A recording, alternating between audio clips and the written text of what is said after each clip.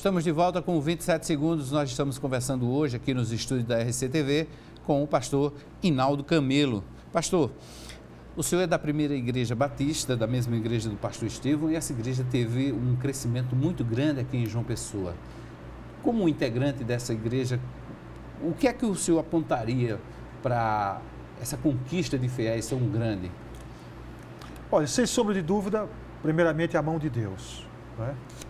E do ponto de vista humano, sem sombra de dúvida, o ministério profícuo de 30 anos do pastor Estevão. Quer dizer, alguém que está numa casa 30 anos, ele tem toda uma credibilidade e todo um expoente, digamos assim, norteado, não só junto hoje ao Estado paraibano, como através das fronteiras do próprio Brasil. Então, os cursilhos para os homens e para as mulheres, os encontros de casais, os encontros de jovens, a pregação contemporânea, os louvores. Eu acho que um conjunto de ações direcionadas por ele, pelo pastor, é, digamos assim, o segredo do sucesso. Mas a mão de Deus e a pregação genuína da palavra. Todo e qualquer pastor que tem um chamado e desviou-se para outros caminhos e não teve a convicção plena do seu chamado e norteou-se por um outro caminho, obviamente não tem esse sucesso. Agora, o fundamento na palavra de Deus é a base do sucesso. Certo. Qual a sua visão hoje para a Igreja Católica e a relação entre a Igreja Católica e a Igreja Batista? Não existe, eu diria assim, relação entre a Igreja Católica e a Igreja Batista, porque elas são autônomas e são independentes. A nossa convivência, digamos assim, os evangélicos com os católicos, é uma convivência de harmonia, de paz, porque nós pregamos o mesmo Cristo, o mesmo Senhor. A divergência é doutrinária, em alguns aspectos, que a Igreja Católica tem como pilastra, como fundamento de sua história, e que nós, evangélicos, não entendemos por natureza própria, mas entendemos pela luz da palavra de Deus, pela convicção bíblica de que o caminho é a palavra de Deus, exclusivamente. Exclusivamente. Mas o pastor Estevão, por exemplo, ele tem assim, uma convivência muito fraterna com Dom Aldo Pagotto, sem sombra de dúvida, e deve ser assim. Nós temos que ter convivência fraterna com todas as pessoas, se respeitando, agora não fugindo daquilo que a palavra de Deus é para nós. Livro de regra, prática e fé. Certo. Quando tem um caso de grande repercussão, como foi o caso da menina Fernanda Ellen, né, que teve uma pessoa acusada de ser ser o executor do crime, daquele crime bárbaro, né, que para mim todo crime de criança é bárbaro, mas esse crime de repercussão nacional, a igreja encontra alguma explicação para o ser humano tomar uma atitude dessa? A explicação é bíblica. Inclusive eu escrevi sobre isso ontem, na minha página de Facebook. Todos os dias eu lanço uma mensagem. A Bíblia diz que no final dos tempos virão dias terríveis. Os homens serão amantes de si mesmos, traidores, blasfemos, ingratos, não afetos aos seus próprios pais, destruidores de famílias, cruéis. Então, o que é que leva um homem a cometer uma atrocidade, uma crueldade, uma maldade que não existe nem como mensurar o grau de maldade? A ausência de Deus, completa ausência de Deus. Só um homem tomado pelo espírito diabólico, entendeu? E nós temos que levar em consideração isso. Tem os aspectos das doenças psicossomáticas, doenças provadas no aspecto da psicologia, mas a Bíblia diz que quem pratica o mal, a Bíblia diz que não há comunhão entre as trevas e a luz, entre Deus e o diabo. Quer a população creia ou não.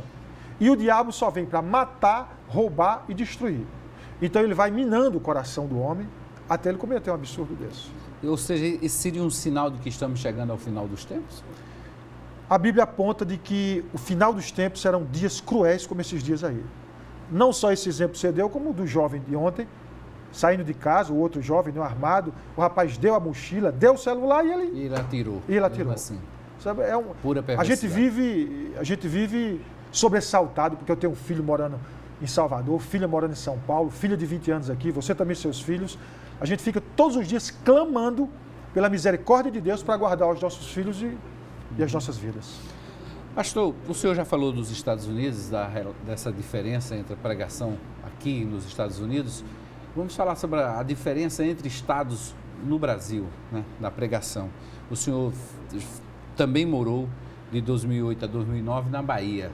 Tem diferença em relação aqui, a Salvador, Bahia, com Paraíba, João Pessoa?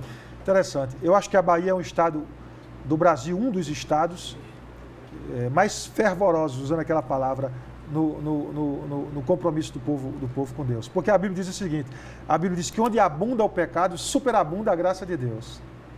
Entendeu? Então, é um povo que gosta muito de... Porque tem aquelas culturas afros e tal. Né? Então, é um povo muito avivado. O estado de Goiás e o estado da Bahia são dois estados muito avivados no que diz respeito ao Evangelho.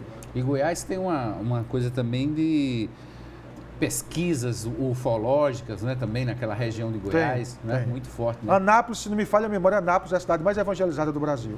Anápolis. Né? A 50 João quilômetros. Pessoa se coloca aonde? Em que ranking no Brasil? Das capitais, uma das mais evangelizadas. Uma das mais evangelizadas. Entre Quando o senhor fala em evangelizadas, o senhor está se referindo... Percentual de evangélicos na cidade. De evangélicos, né? Não se referindo ao percentual das outras religiões como um todo. De evangélicos. De evangélicos, né? Nessa condição, a primeira igreja batista aqui na capital se coloca em que posição? Seria a primeira entre as evangélicas? Eu acredito que sim, da denominação batista, sem sombra de dúvida. Hoje tem a Cidade Viva também, num potencial grandiosíssimo, que foi ela que eu fundei, a primeira igreja batista Bessamar, hoje Cidade Viva, quando eu fui embora para os Estados Unidos. Tem as Assembleias de Deus aqui, fortíssimas. E aí vem outras denominações, como Congregacional, Presbiteriana, Anglicana, e aí segue-se outras.